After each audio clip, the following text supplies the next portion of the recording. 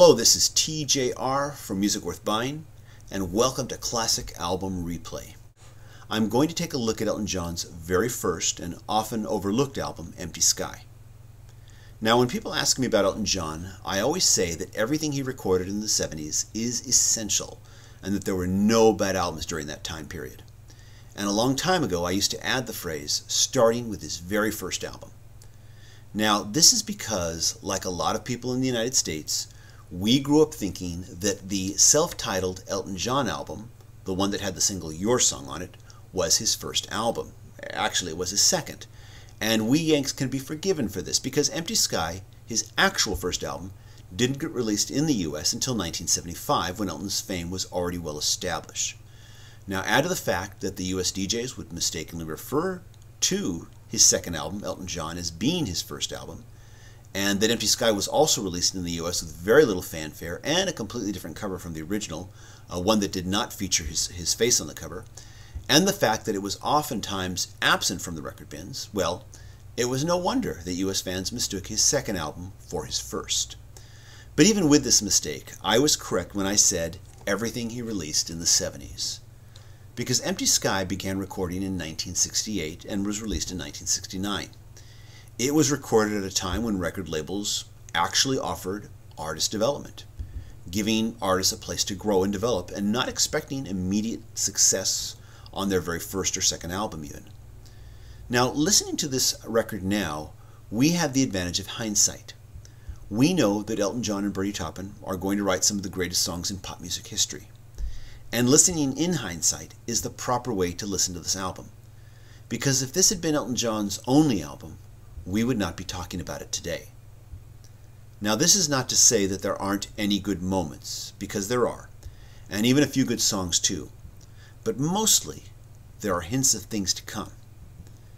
Now, Empty Sky would feature Elton John on all keyboard instruments, Caleb Quaye on all guitars and conga drums, Tony Murray from the Troggs on bass guitar, Roger Pope on drums, Don Fay on tenor sax and flute, and Graham Vickery on harmonica. I should also note that drummer Nigel Olsson, who was currently with the Spencer Davis Group at that time, and who would very soon become the regular drummer for Elton's touring and studio band, would appear on the track Lady What's Tomorrow. Now, it's obvious that Elton and Bernie were still finding themselves as songwriters on this album. But if there's one thing that really bogs Empty Sky down, it's the very pedestrian and even lackluster production. Now, I've had the opportunity to be well acquainted with the original vinyl release of this album. In fact, for many years, it was the only audio source that I had for this album. And for a long time, I felt that it was in desperate need of not only a remaster, but also a remixing. Now, on the original vinyl release, there were actually tracks where the instrumentation would begin to overpower and even bury the vocals. There are some questionable instrument choices, and plenty of moments where simply having the band accent or put emphasis on certain changes within the songs would have gone a long way to not only improving the overall recording, but also improving the songs as well. Now, the late 90s remastering of this album has helped to improve some of these problems, but it has not eradicated them entirely. I should also mention, at this time, I should say at the time that Empty Sky was recorded, it was the only album from what many refer to as Elton's classic years that was not produced by Gus Dudgeon. Starting with his second album, Gus Dudgeon would produce every single Elton album up to 1980's Blue Moves album. His skills as a producer, as evidenced by his work with Elton, is nothing short of stellar, and his contribution to Elton's recordings are not to be underestimated. During the 70s, he was, in my opinion, what George Martin was to the Beatles. So I can't help but think how some of the lesser songs in this album might have fared with him producing. And I dare say that he could have greatly improved a number of the songs on this album. The album's opening track, which is also the title track, is a pretty good song. And it's interesting to realize that the very first song on the very first Elton John album opens not with piano, but with congas, performed by guitarist Caleb Quaye. The song itself has a strong groove and evokes a strong mood. It features some very poetic lyrics and is highlighted by some very cool Jimi Hendrix-style backwards guitar solos from Caleb Quaye as well. The song does get a bit bogged down near the end during a musical breakdown that has what appears to be an improvised vocal. It's a psychedelic false ending that never quite works, but it's still an enjoyable track. Track 2, Valhalla, starts off nicely and hints at some of the great marching style ballads that Elton would be known for in the future. With its lyrical use of Norse mythology, it's a nice song that could have been lifted a little higher if the band had been pushed a bit more to give a more energized performance. The harpsichord was originally very harsh sounding on the vinyl release, but has been softened somewhat by the remastering. Track 3, Western Ford Gateway, sounds like it could have been off an Eric Clapton album from the 70s. This is largely due to Caleb Quaye's sweet guitar playing at the song's opening. He manages to capture what Clapton would refer to as the woman sound with his guitar. This is one of the album's few good songs, and it foreshadows the roots Americana sound, I should say, that would come to the forefront on Tumbleweed Connection. But even on this remaster, the vocal track sounds like it's in danger of being overpowered, which is why I feel this album still needs a complete remixing. It's still a pretty good song, though. Tracks 4 and 5, Hymn 2000, and Lady What's Tomorrow, both feel like they were influenced by the psychedelic pop music of the late 60s. They both seem to lack energy, and they both seem to meander. Perhaps there was energy in the performance of these two tracks, but if so, it didn't translate in the recordings. Hymn 2000 features Don Fay on flute, and I should mention that when I first heard the opening flute solo against Elton's piano on this track, I couldn't help but find it reminiscent of the opening flute solo to Cross-Eyed Mary by Jethro Tull. But Jethro Tull released Cross-Eyed Mary in 1971. This is 2 years after Empty Sky, and no, I'm not implying any kind of plagiarism on the part of Jethro Tull. I think it's just one of those interesting musical coincidences that happens from time to time. Now, track 6, Sails, is another song that foreshadows the more rocking side of Elton John, combining both blues and soul. It's one of the strongest tracks on the album. Caleb Quaye also contributes a very nice guitar solo to the song. It's also one of the few good songs on the album. Now, track 7, The Scaffold, is another very sleepy song, made even sleepier by its production, and is in desperate need of some kind of energy injection.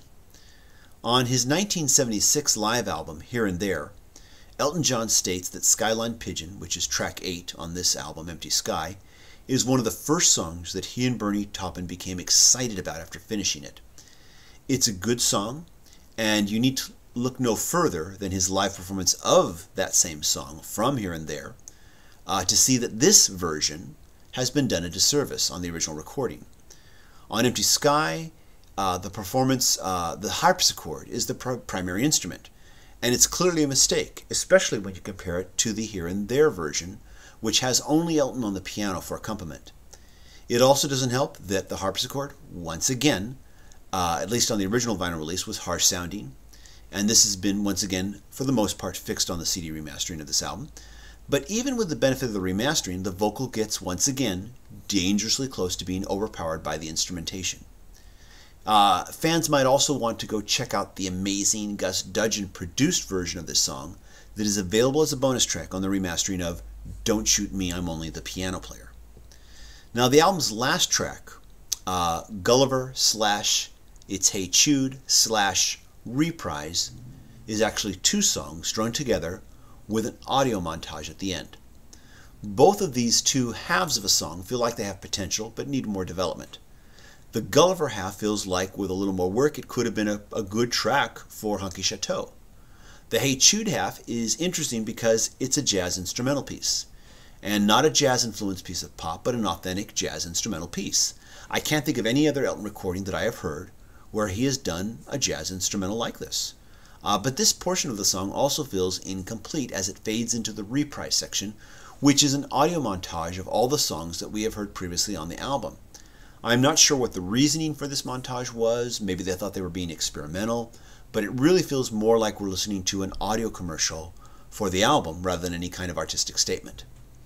Now, the CD remaster of this album features 4 bonus tracks: Lady Samantha, All Across the Havens, It's Me That You Need, and Just Like Strange Rain. These tracks were released as either singles or B-sides for the album tracks, and they sound like they are all from the same recording sessions as well. Like the tracks on Empty Sky, these 4 songs have little moments that hint at the brilliance to come, but none of them really quite get there. Now, the Wikipedia entry for this album states that Elton was still not completely sure exactly what kind of musical artist he wanted to be, and that perhaps he might attempt to be comparable to, say, maybe Leonard Cohen. It's clear that he and Bernie Taupin are still finding their way as songwriters on this album, but their songwriting would take a quantum leap with the very next album, and Elton John would begin a decade-long team-up with producer Gus Dudgeon. Like I said at the beginning, there are some cool moments and a few good songs, but I don't recommend this album for the newcomer or even the casual fan who is ready to explore beyond just the hits. But I can wholeheartedly recommend it to the fan who knows the Elton John catalog well and is now ready to hear where it all began. For Music Worth Buying, this is TJR. Thanks for listening, and please subscribe.